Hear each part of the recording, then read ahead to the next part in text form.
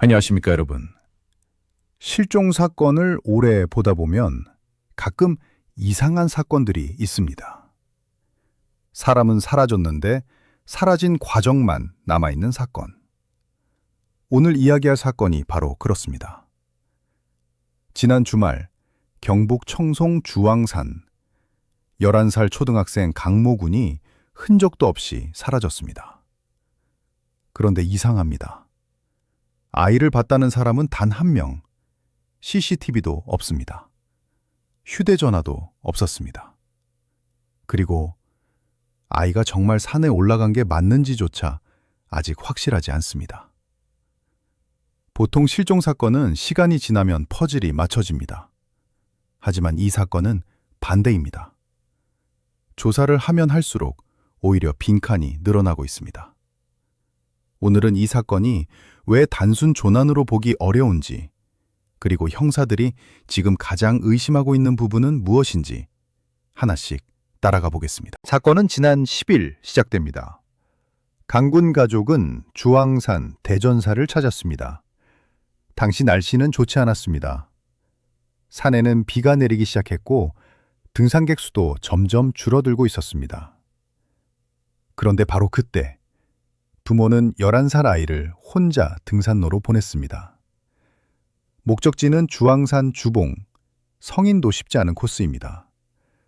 더 놀라운 건 아이가 휴대전화조차 없었다는 점입니다. 부모는 전에 와본 적 있어서 괜찮다고 생각했다고 설명했습니다. 하지만 형사들은 여기서부터 멈춥니다. 왜냐하면 대부분의 부모는 비 오는 산에서 초등학생을 혼자 보내지 않기 때문입니다. 특히 연락수단도 없는 상태라면 더욱 그렇습니다. 그런데도 부모는 아이를 보냈고 아이는 사라졌습니다. 그리고 여기서 사건은 더 이상 평범하지 않게 됩니다. 현재까지 확인된 마지막 단서는 하나입니다. 파란색 야구 유니폼을 입은 남자아이가 주봉 방향으로 올라갔다. 단 한 명의 목격자였습니다. 그런데 여러분, 주말 오후였습니다. 등산객도 적지 않았습니다. 눈에 띄는 파란색 옷, 혼자 걷는 어린아이. 그런데 왜 추가 목격자가 없을까요? 보통 이런 사건에서는 어디서 쉬고 있었다, 물을 마셨다, 길을 물어봤다 같은 증언이 이어집니다. 하지만 이번 사건은 이상할 정도로 조용합니다. 마치 누군가가 아이의 흔적을 특정 지점까지만 남겨놓은 것처럼 말입니다. 그리고 형사들은 바로 이런 사건을 가장 경계합니다. 많은 사람들은 산만 보고 있습니다. 하지만 형사들은 다르게 봅니다. 사람을 봅니다. 특히 신고 전 행동을 봅니다. 강군은 정오쯤 산에 올라갔습니다. 예상 하산 시간은 오후 3시 전후. 하지만 신고는 오후 4시에 들어왔습니다. 무려 1시간의 공백. 산에서의 1시간은 생각보다 깁니다. 특히 어린아이가 연락도 되지 않는 상황이라면 부모는 보통 훨씬 빨리 구조 요청을 합니다. 그런데 왜 기다렸을까? 실제로 직접 찾아다녔을 수도 있습니다. 하지만 문제는 그 시간 동안의 행동이 아직 명확하게 공개되지 않았다는 점입니다. 그리고 형사들은 압니다. 많은 사건에서 진실은 실종 순간보다 신고 직전에 숨어 있다는 것을. 여러분, 산악 실종 사건은 대부분 흔적이 남습니다. 넘어진 자국, 흙 묻은 옷, 끊어진 나뭇가지, 작은 발자국 하나라도 발견됩니다. 그런데 이번 사건은 이상합니다. 너무 깨끗합니다. 수색견, 드론, 기동대, 열화상 장비까지 투입됐지만 결정적인 흔적은 아직 없습니다. 형사들 사이에는 이런 말이 있습니다.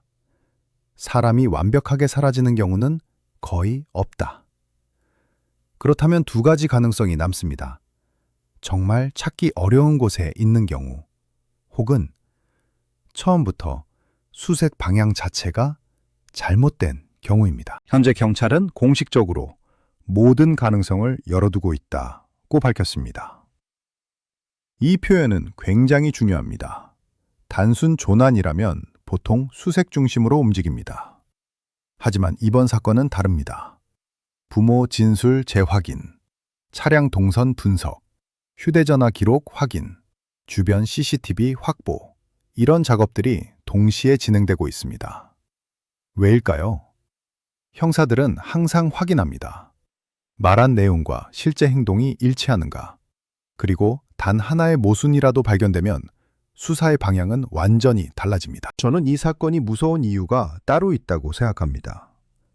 너무 평범하게 시작됐다는 점입니다.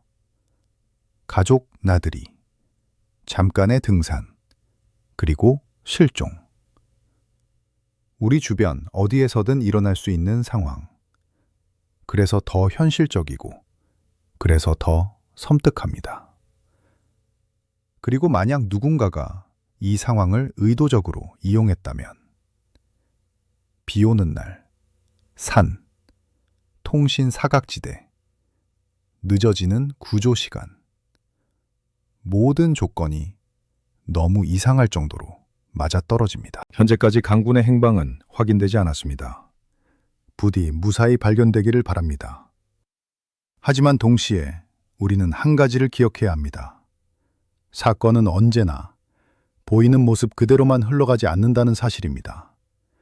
그리고 형사 경험상 가장 위험한 사건은 처음엔 가장 평범해 보였습니다. 여러분은 어떻게 생각하십니까? 정말 단순 조난일까요? 아니면 아직 드러나지 않은 다른 진실이 있는 걸까요? 댓글로 여러분의 의견을 남겨주십시오. 그리고 앞으로도 숨겨진 사건의 이면과 미스터리를 끝까지 추적하고 싶으시다면 구독과 좋아요, 알림 설정까지 부탁드립니다. 지금까지 전직 형사의 사건 분석이었습니다. 시청해주셔서 감사합니다.